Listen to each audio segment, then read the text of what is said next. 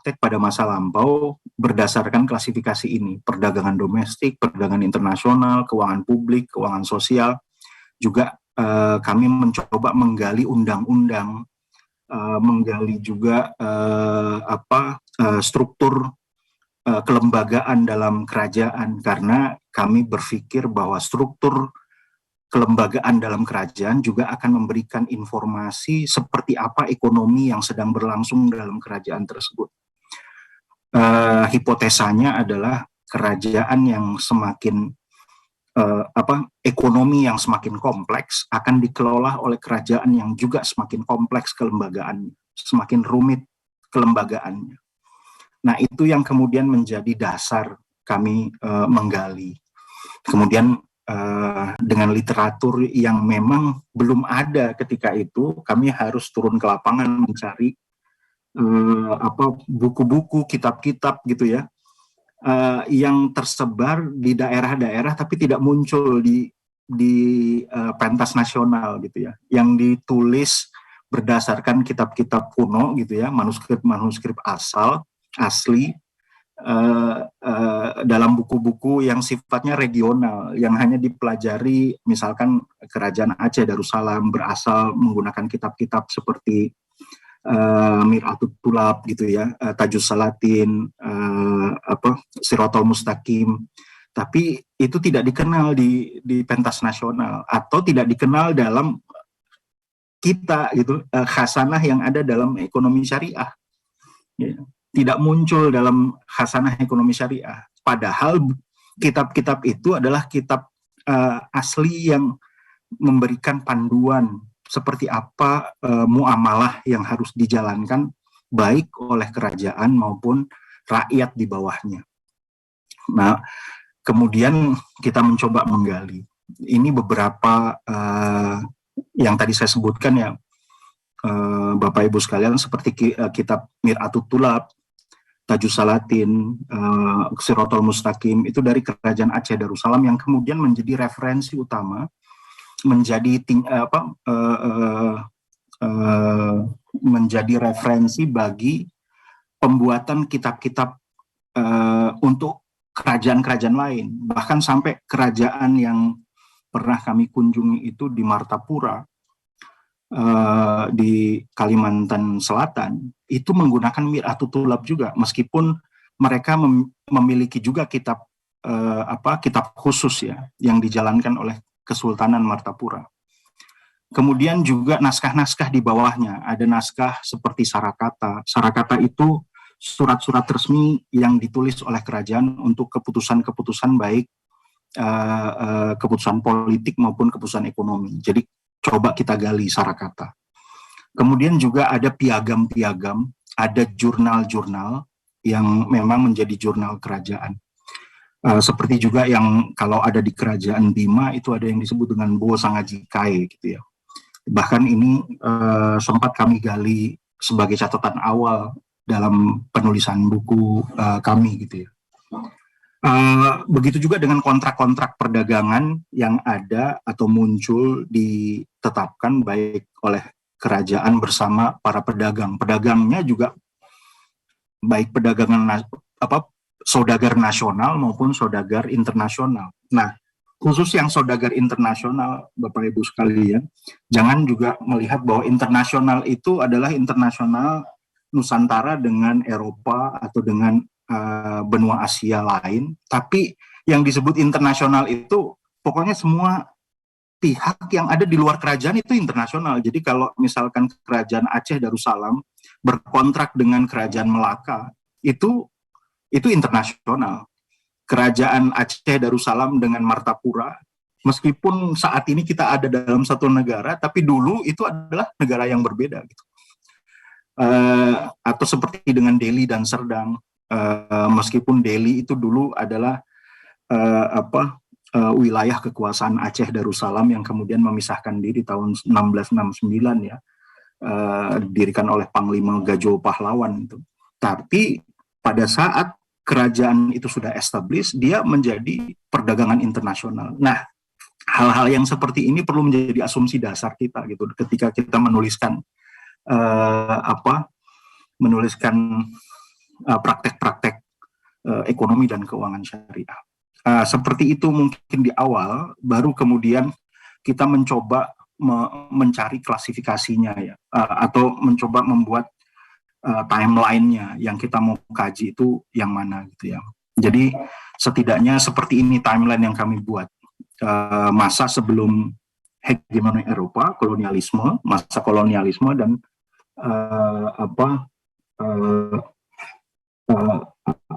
interaksi dengan Eropa secara luas gitu ya. Ini juga misalkan sektor ekonomi internasional seperti apa, keuangan komersialnya seperti apa, keuangan sosialnya, ekonomi moneternya, terutama mata uangnya seperti apa, kelembagaan di kerajaan baik pengawas pasar atau lembaga-lembaga yang berkaitan dengan ekonomi dan keuangan seperti apa, sektor keuangan publik instrumennya seperti apa, nanti kita bisa lihat. Ini pemetaan kami ketika itu, tapi atas arahan nasihat dari para senior gitu ya, yang memang juga kami jadikan tempat konsultasi untuk menyusun kajian. Akhirnya kami putuskan kajian itu hanya fokus pada Sumatera, karena begitu banyaknya ya ternyata di dalam yang perlu kami kaji. Tapi setidaknya rekan-rekan sekalian, ketika kami cover terutama Aceh Darussalam, itu kemudian banyak sekali kaitannya ke kerajaan-kerajaan Islam di luar Sumatera yang kemudian informasinya kami dapatkan gitu ya. Misalkan dengan Jawa, dengan tadi yang Martapura, Banjarmasin di sini, kemudian Ternate Tidore, ada juga yang di Goa dan Bone. Ini salah satu dokumen yang bisa kami dapatkan adalah dokumen Amanagapa. Ya. Amanagapa itu kontrak pelayaran yang propose oleh seorang tokoh di mana, kalau tidak salah di Bone ya. Salah satu tokoh pelayaran di sana namanya Amanagapa, dan akhirnya kontrak itu disebut sebagai kontrak Amanagapa. Amanagapa ini kemudian menjadi inspirasi dari peraturan perairan internasional yang sampai saat ini diberlakukan. Jadi nanti bisa kalau ada waktu juga kita kaji, karena memang perdagangan di laut itu ketika tidak terikat jurisdiksi, ya tidak ada dalam satu wilayah pemerintahan atau kerajaan, maka dia mengacu pada apa, itu penting.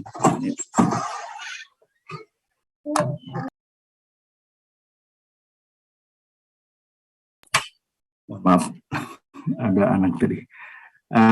Baik, setelah itu Bapak Ibu, kita bicara pada ini sebaran yang coba kami rangkum saja dari kerajaan yang kami coba cari benang merah praktek ekonomi dan keuangan syariah ya. Dari kerajaan Aceh Darussalam, kemudian kerajaan Deli Serdang, kerajaan Siak Indrapura, kemudian kerajaan Palembang Darussalam, Pagaruyung, itu seperti apa keuangan publiknya, keuangan sosialnya, moneternya gitu ya. Jadi misalkan kalau keuangan publik mengacu pada periode Islam klasik pada masa Rasulullah dan sahabat, itu memang bisa dilihat di sini ya. Misalkan keuangan publik tidak serta-merta apa yang dilakukan pada masa Islam klasik itu kemudian di-copy gitu ya, tapi ada pengembangannya berdasarkan juga istilah yang dikenal pada masa kerajaan tersebut. Jadi sebenarnya inovasi dalam instrumen-instrumen publik atau instrumen sektor lainnya itu sebenarnya yang penting esensinya sesuai dengan prinsip syariah. Ya. Jadi misalkan di sini ketika kita lihat di Aceh Darussalam, Bapak Ibu, di Aceh Darussalam itu meskipun kerajaan Islam yang pertama itu yang kami catat adalah kerajaan Islam Perlak. Ya. Setelah itu Samudra Pasai dan yang paling terbesar adalah Aceh Darussalam. Dia merupakan wilayah metropolis. Nah ini juga satu hal yang perlu kita pahami bahwa pada masa lampau itu tidak seprimitif yang kita persepsikan, ya. Tidak sesuram yang kita bayangkan. Mereka itu terutama kota-kota yang ada di dermaga itu kota-kota metropolis. Dan ini kami dapatkan dari beberapa literatur, di beberapa manuskrip, bahwa ternyata juga Islam yang sampai ke tanah Aceh pertama kali banyak yang berteori dari Gujarat gitu ya. Padahal di beberapa manuskrip itu menyebutkan bukan dari Gujarat, tapi memang langsung dari jantungnya Islam, dari Jazirah Islam. Dan pada bahkan masanya itu bukan masa-masa seperti masa Abbasiyah gitu ya. Bahkan jauh pada masa sahabat sudah ada pelayaran ke arah Sumatera. Dan dikenal bahwa negeri kita ini disebut negeri atas angin. Ya, jadi penggunaan nama wilayah itu berdasarkan juga iklim pelayaran. Jadi kalau iklim pelayaran itu di lautan Samudra Hindia itu ada angin yang bergerak dari timur ke barat, barat ke timur itu berlaku 6 bulan sekali. Jadi yang bergerak dari timur ke barat itu namanya atas angin, ya, dia 6 bulan sekali. Dan kemudian bergerak dari barat ke timur itu bawah angin, ya. Nah itu juga harus menunggu 6 bulan sekali. Jadi kalau dia datang ke Sumatera, misalkan dari Jazirah Arab, dari Jazirah Islam datang ke Sumatera, maka dia harus menetap 6 bulan dulu biasanya 6 bulan dulu di Sumatera. Dan itu yang kemudian memunculkan pendapat kuat bahwa para pedagang saudagar Islam itu dia menetap ketika itu di Aceh Darussalam atau bahkan sejak Perlak maupun Samudra Pasai, dia membentuk kampung-kampung saudagar Islam. Dan akhirnya karena dia juga memiliki keluarga, baik keluarga yang dia bawa dari Jazirah Islam maupun yang dia nikahi masyarakat tempatan, dan kemudian memiliki anak, maka dibukalah madrasah untuk anaknya. Maka dikirimlah guru-guru pengajar dari Jazirah Islam. Dan hal yang seperti itu yang secara teori jauh lebih kuat daripada teori awal bahwa Islam datang dari Gujarat. Nah ini yang kemudian membuat pengenalan Islam itu jauh lebih ini Bapak Ibu, lebih lebih masuk akal, lebih logis ya. Di mana kalau di Minangkabau itu bahkan tersebutkan petatah petitih bahwa syara itu bergerak ke gunung, adat itu bergerak ke pesisir. Ya, saya lupa bahasa Minangnya ini. Mohon maaf ini Uni Rahma ya. Petatah petitihnya yang disebut dengan tambo itu ya.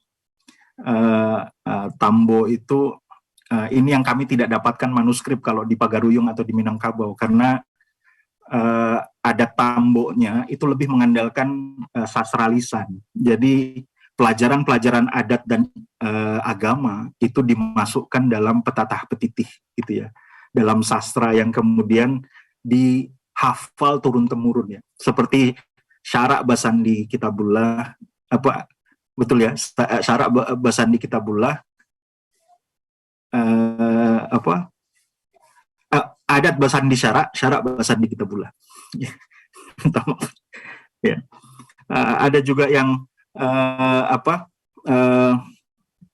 agama mengata, adat memakai, gitu ya. Ini juga yang kemudian menjadi matching gitu dengan apa kaidah atau dengan fakta-fakta yang kami temukan di lapangan. Jadi instrumen-instrumen yang dipakai oleh kerajaan-kerajaan tadi itu bercampur baur dengan istilah-istilah adat yang ada di kerajaan tersebut, sehingga substansinya yang memang harus kita dapatkan, bahwa misalkan di kerajaan Aceh Darussalam itu dulu pada masa lampau kita di awal itu kita mengenal kupang misalkan, tapi kemudian terasimilasi lagi dengan istilah Islam yang menggunakan kata dirham. Maka di Aceh itu ada yang disebut dengan dirham ya, dirham. Tapi bukan dirham yang dikenal di jazirah Islam, di jazirah Arab, yang sebenarnya bahan metalnya itu adalah perak. Tapi di Aceh dirham itu berbahan emas, gitu ya, berbahan emas. Dan dia tidak seperti dirham yang beratnya 2,95 gram kalau tidak salah ya, dirham itu ya. Kalau yang kalau yang emas dinar itu kan 3,14 gram kalau tidak salah.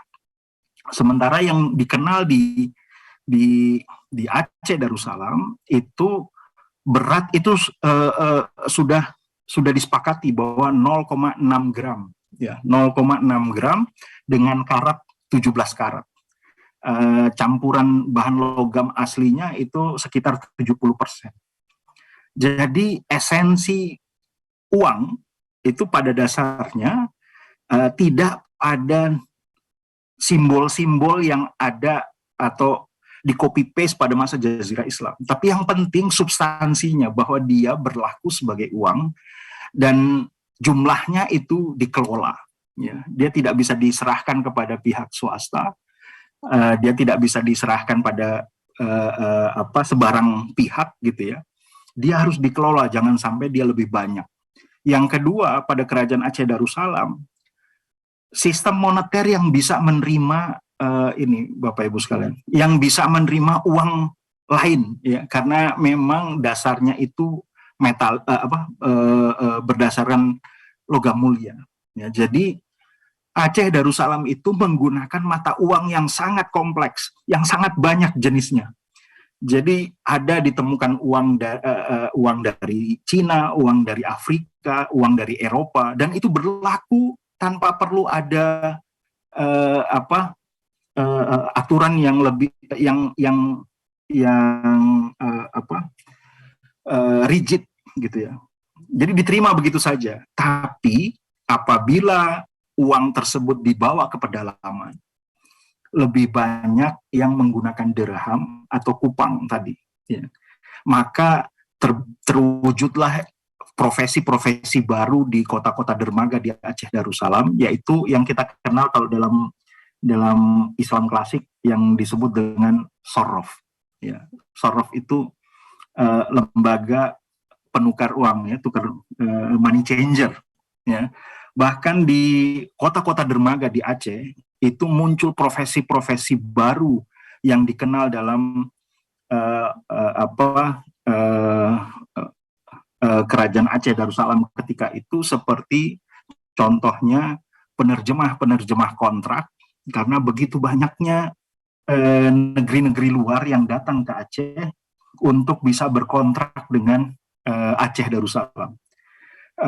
Penerjemah itu akhirnya juga memunculkan konsultan-konsultan hukum dan lain sebagainya yang menjadi turunan dan konsekuensi dari kerajaan itu. Nah, ini yang kemudian nanti kita bisa lihat ya, betapa kompleksnya pengaturan yang ada di Aceh Darussalam ketika itu apabila dibanding kerajaan-kerajaan yang lain di bawahnya ya, seperti Pagaruyo, Deli Serdang, Siak Indrapura atau Palembang Darussalam, atau beberapa kerajaan di Jawa atau beberapa kerajaan di timur Indonesia.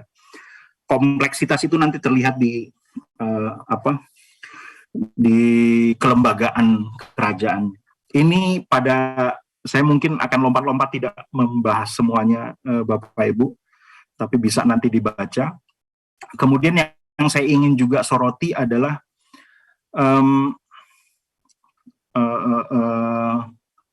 yang ada di Deli Serdang ya, yang ada di Deli Serdang. Deli Serdang ini sebenarnya ada dua kerajaan, kerajaan Deli dan kerajaan Serdang. Dia merupakan sebenarnya dulu wilayah dari Aceh Darussalam yang kemudian memisahkan diri, sehingga mau tidak mau kalau lihat dari kelembagaan negara mirip dengan kelembagaan yang ada di Aceh Darussalam, tapi kemudian dia jauh lebih sederhana. Nah, pada masa Deli Serdang itu di keluarga kerajaan itu ada selisih pendapat, ya, yang satu merasa bahwa kerjasama antar kerajaan Deli dan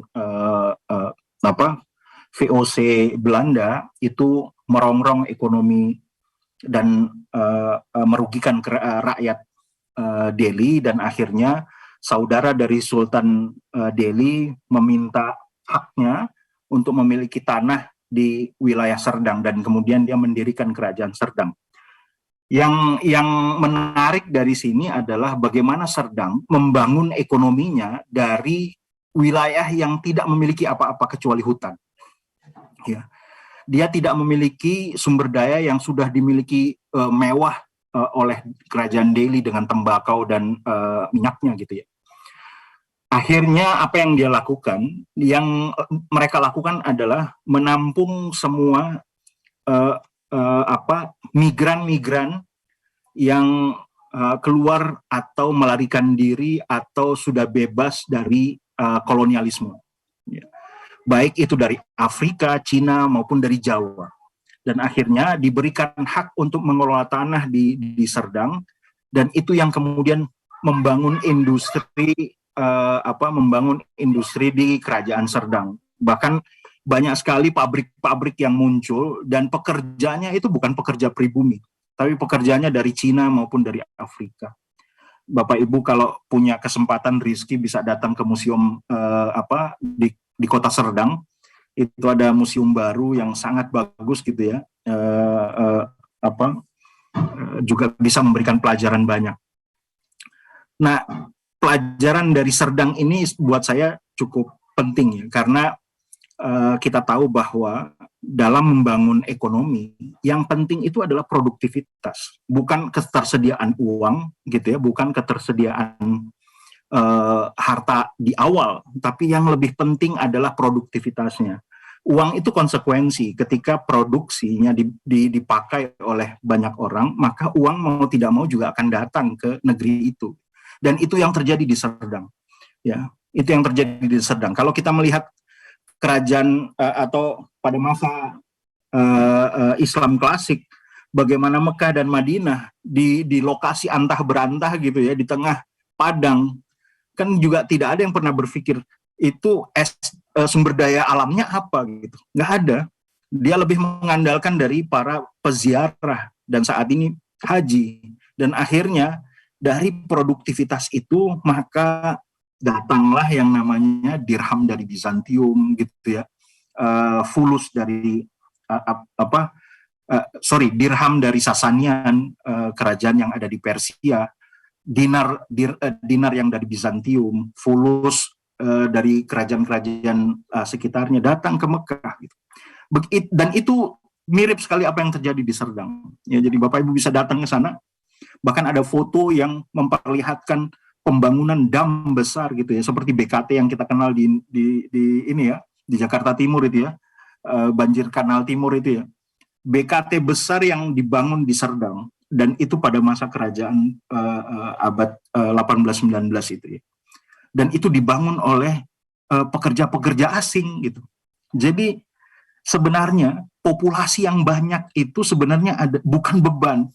Populasi yang banyak kalau kemudian dipekerjakan dan sumber dayanya itu berjalan dengan baik, mengalir dengan lancar, maka dia akan menjadi sumber kesejahteraan. Dan ini ketika kita belajar di bukunya Ibnu Khaldun, beliau kan menyebutkan teori ya, bahwa di satu tempat apabila populasinya semakin banyak, maka potensi kesejahteraan wilayah itu akan semakin meningkat.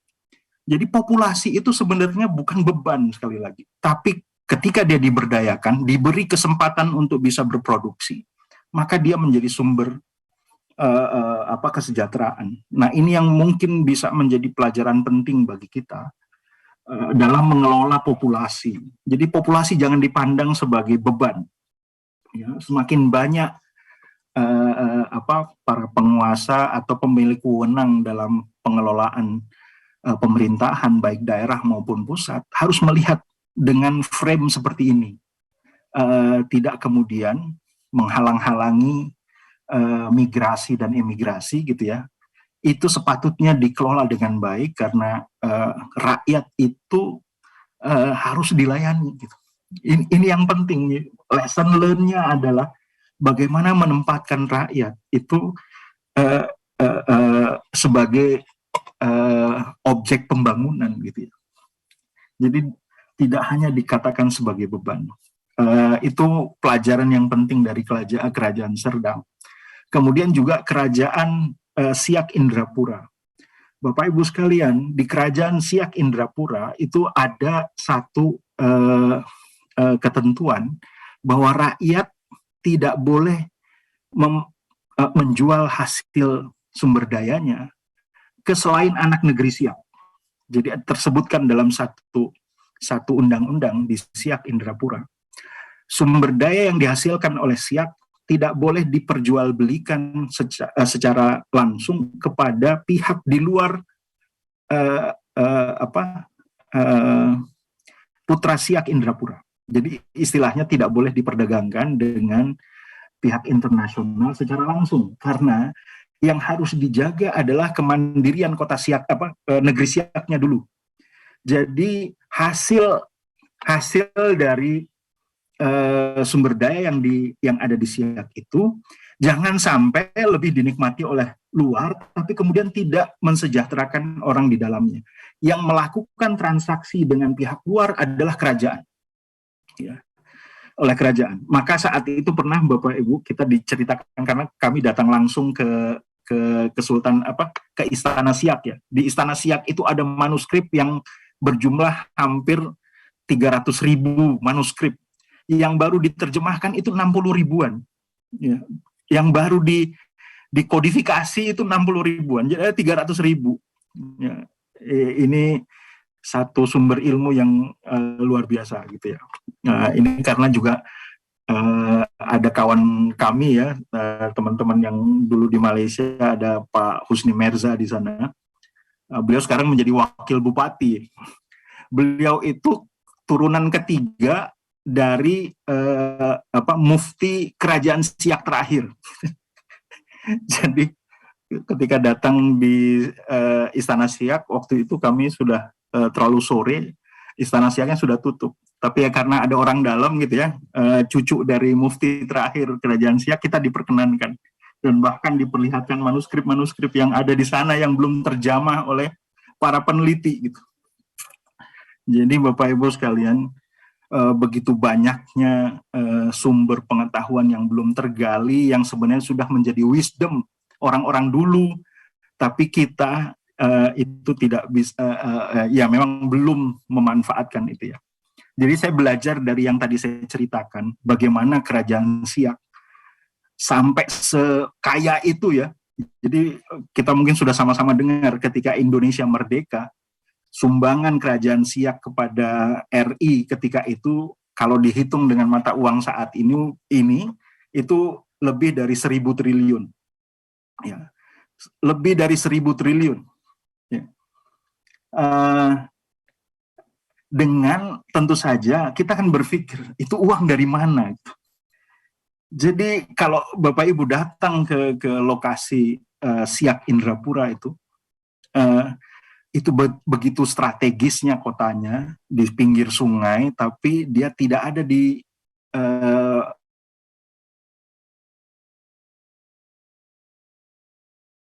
kerajaan itu mengelola dengan rapih, bahkan sampai sedetil mungkin. Kerajaan Siak tergolong kerajaan Islam yang pertama kali mendirikan madrasah keputrian.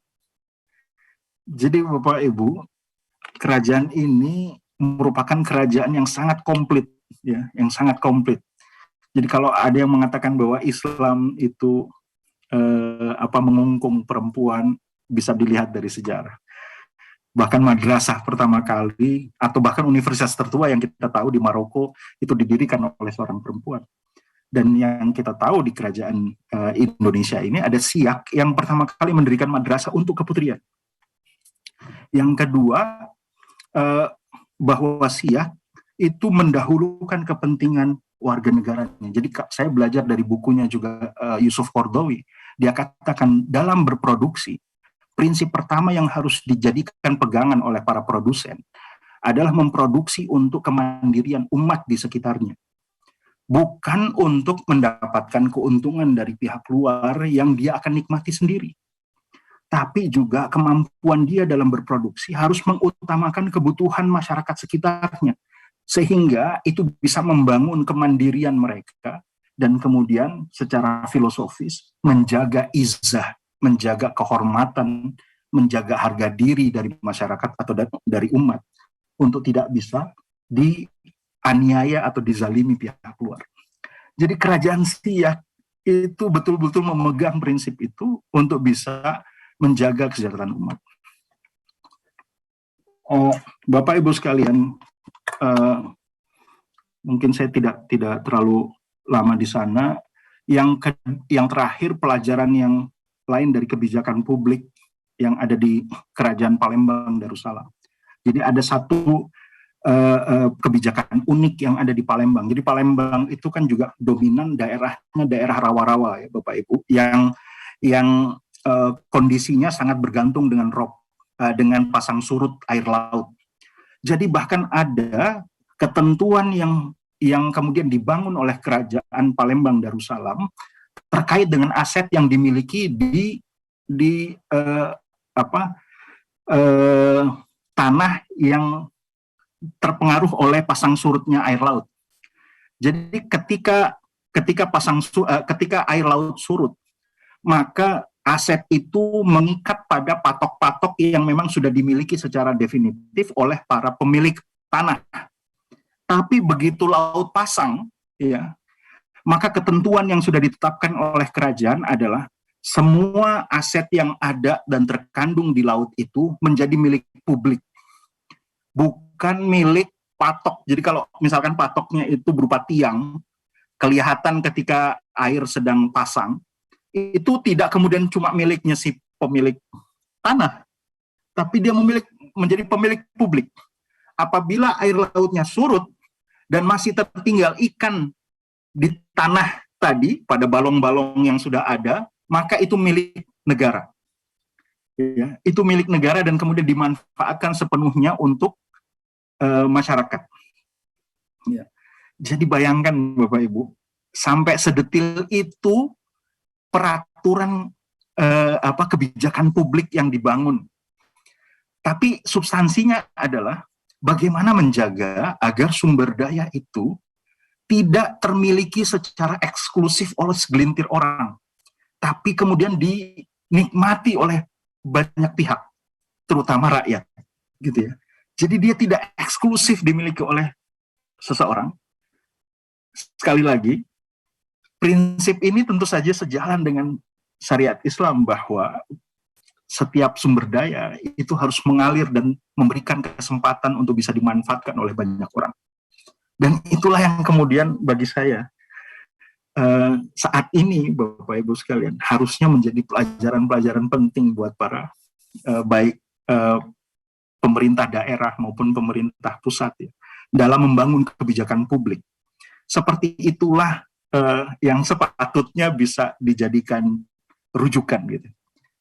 Ini minta maaf jadi agak panjang di situ. Nah, kemudian juga sistem moneter ini yang saya tadi sebutkan, sebenarnya ini tulisannya dirham ya, ada EU gitu ya, dirham.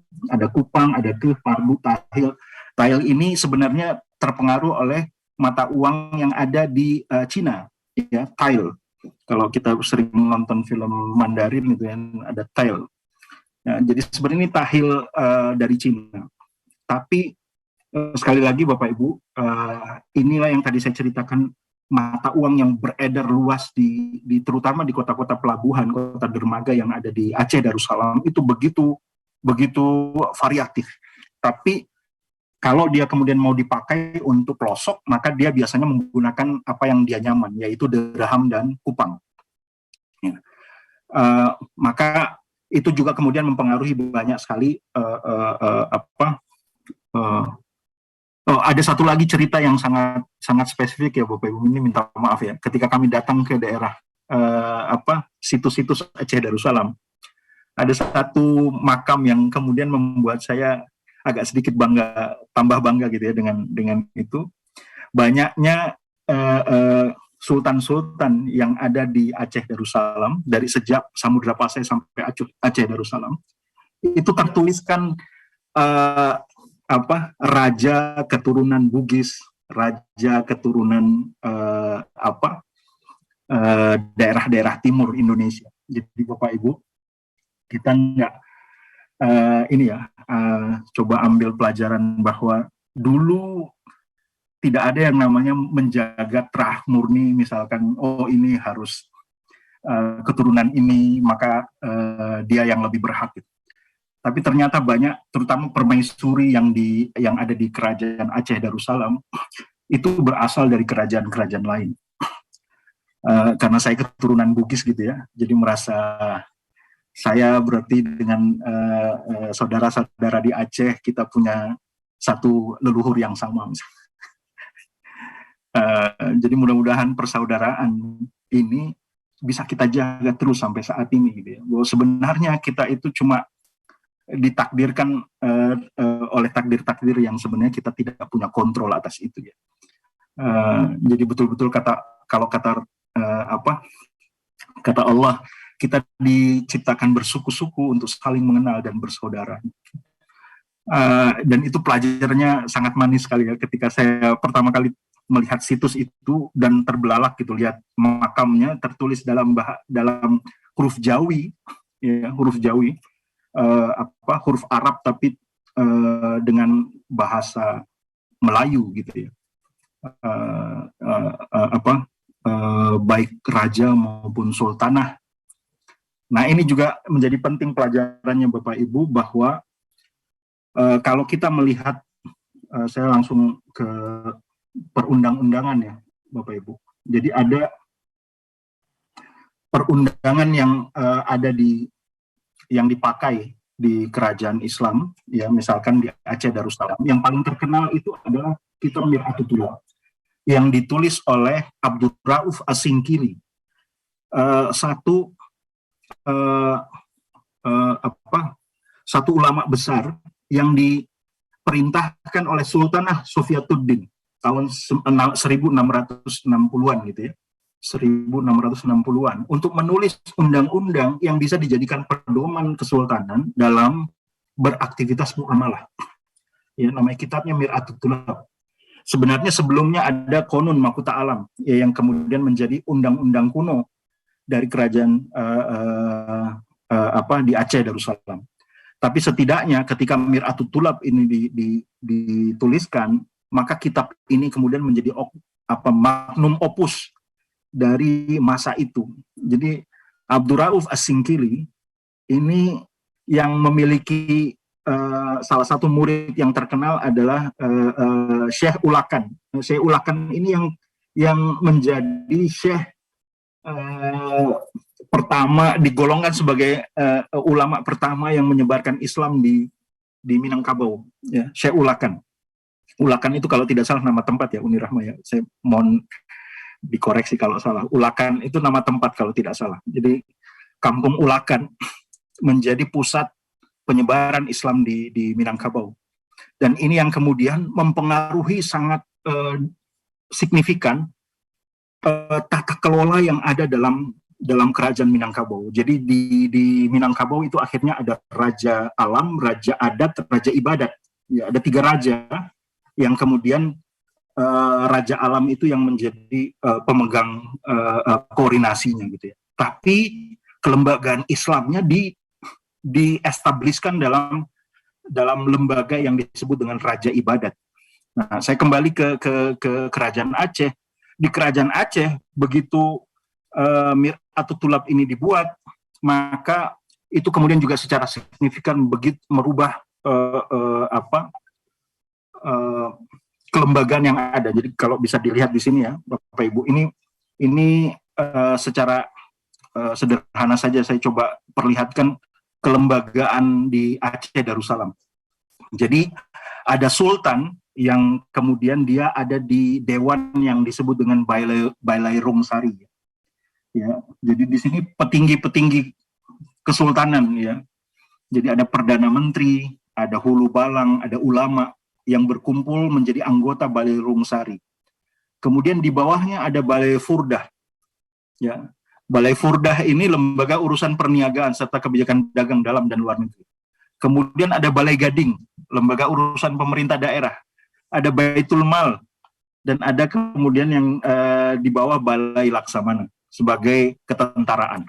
Nah ini saya jadi ingat kitab yang disusun oleh Syekh Yusuf Qaradawi juga, bahwa pada masa lampau, pada kitab yang juga disusun oleh Ibnu Taimiyah, ada Baitul Mal yang menjadi lembaga seperti ini. Di dalamnya ada dewan-dewan.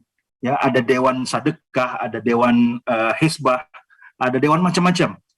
Tapi kelembagaan itu berkembang sesuai dengan perkembangan kompleksitas ekonomi. Jadi kalau dilihat di sini juga sebenarnya sama. Kelembagaan itu berkembang, semakin kompleks ekonomi, maka kelembagaan itu juga berkembang dengan begitu luas. Berbeda dengan beberapa kerajaan di bawahnya. Ya. Ini ada Pagai Ruyung, ada Siak Indrapura, ada Palembang Darussalam yang saya lihat. Ini yang tadi saya sebutkan ya. Jadi kalau di Pagai Ruyung ada Raja Alam, Raja Adat, Raja Ibadat. Dan ini kemudian juga mencerminkan lagi bahwa ulama itu ditempatkan memang sebagai penasehat untuk menjaga bahwa kerajaan itu betul-betul menjalankan prinsip yang tadi ya. Syarak Basandi Kitabullah,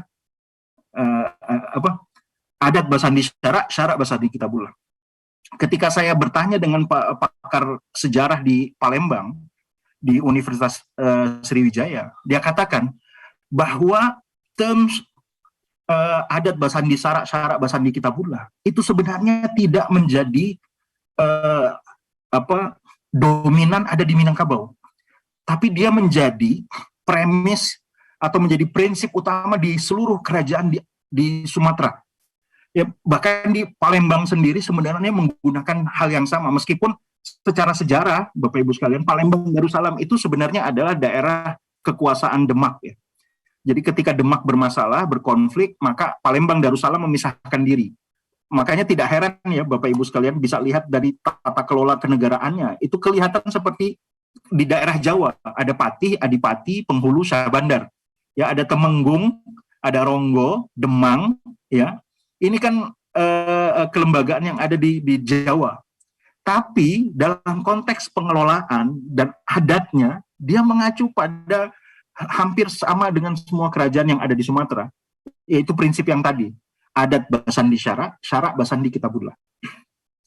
Begitu juga dengan Siak Sri Indrapura. Bahkan di Siak, kalau tidak salah, juga menggunakan Mir'atut Tulab. Ya, di Siak juga menggunakan Mir'atut Tulab. Dan ada juga yang disebut dengan kitab Babul Qawaid. Ya, Babul Qawaid itu sebenarnya adalah keputusan-keputusan sultan yang kemudian dibukukan, yang kemudian menjadi rujukan buat keputusan selanjutnya. Ya, tapi pedoman asalnya itu Mir'atut Tulab yang sebenarnya sudah digunakan di Aceh Darussalam dari Abdurrauf As-Singkili. Kalau yang di Pagaruyung Minangkabau karena mengacu pada pengajaran dari Syekh Ulakan, maka tentu saja mau tidak mau kita harus secara logis dia kemudian juga bersumber pada sumber referensi yang sama. Saya kembali ke atas tadi, jadi Bapak Ibu sekalian, apa yang kemudian menjadi rujukan-rujukan aplikasi di ekonomi syariah pada kerajaan-kerajaan ini, itu kemudian menjadi ada benang merah dan substansinya. Jadi pelajaran-pelajaran yang tadi saya sampaikan, mudah-mudahan ya, setidaknya bisa memberikan gambaran awal Bapak Ibu, bahwa ekonomi yang pernah dijalankan oleh kesultanan pada masa lampau itu kemudian melebur dari apa yang disebut dengan adat.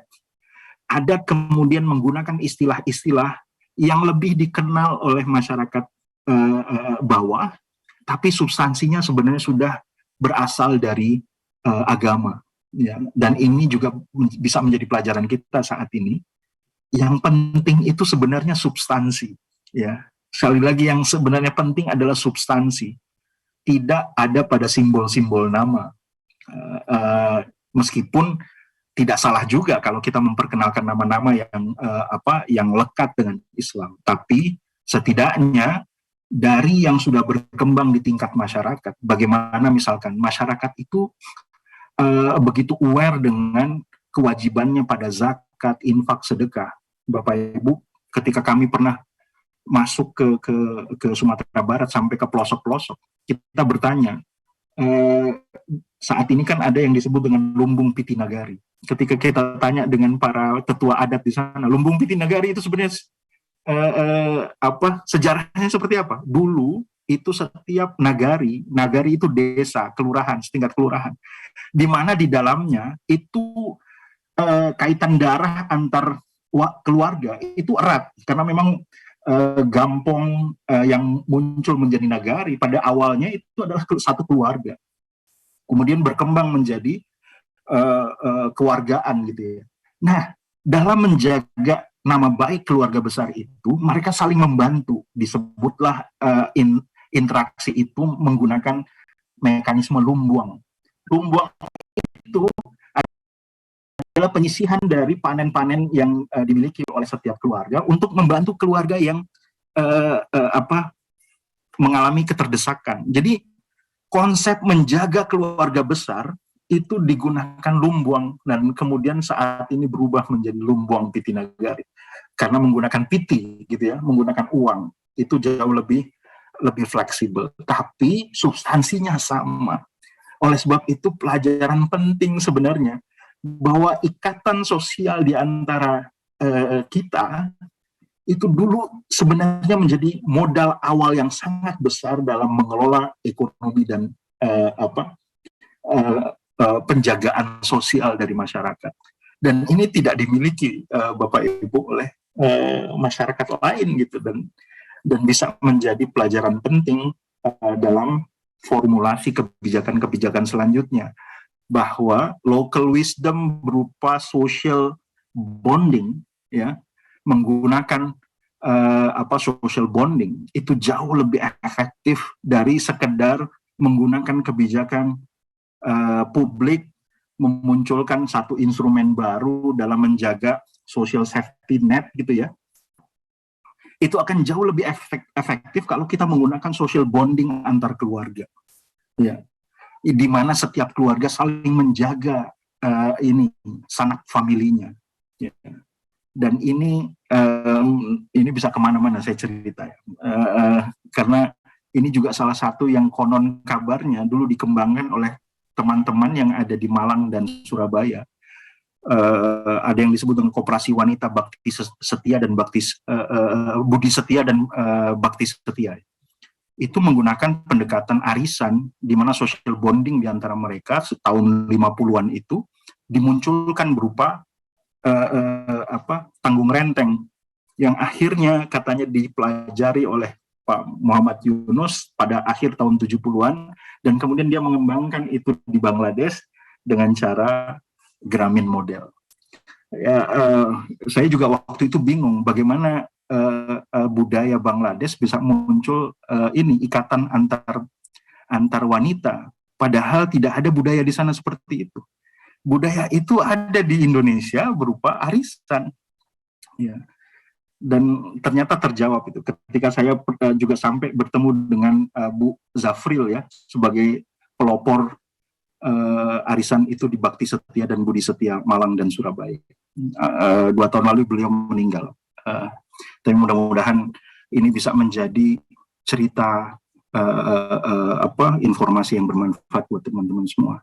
Jadi adik-adik mahasiswa, pelajaran ini bukan sekedar untuk menambah-nambah pengetahuan di akal gitu, tapi sesungguhnya setelah kita menambah pengetahuan, ada amanah yang muncul dan menjadi kewajiban kita bersama untuk bisa membangkitkan umat ini, masyarakat kita pada dasarnya. Jadi teman-teman yang ada di kelas-kelas ekonomi syariah, bukan sekedar akhirnya harus cuma sekedar mendapatkan ijazah, tapi pada dasarnya kita sedang menjalankan misi. Ya, Anda itu tidak kebetulan ada di kelas ini, tapi sudah ada dalam skenario Tuhan untuk bisa bersatu baris untuk memperbaiki umat yang di akhir zaman ini menjadi salah satu faktor membuat umat ini bermaksiat atau tidak, yaitu ekonomi. Jadi kalau kita ada di ranah ini, subhanallah, mudah-mudahan Allah memberikan jalan ini sebagai jalan kita bersama untuk menjadi khairun nas anfa'uhum linnas, menjadi manusia yang terbaik di antara manusia-manusia lain karena bisa memberikan manfaat, hatta sekalipun hanya sekedar ilmu, insya Allah. Itu saja, minta maaf kalau mengambil waktu lebih panjang dari yang seharusnya. Bila taufiq wal hidayah. Assalamualaikum warahmatullahi wabarakatuh. Waalaikumsalam warahmatullahi wabarakatuh.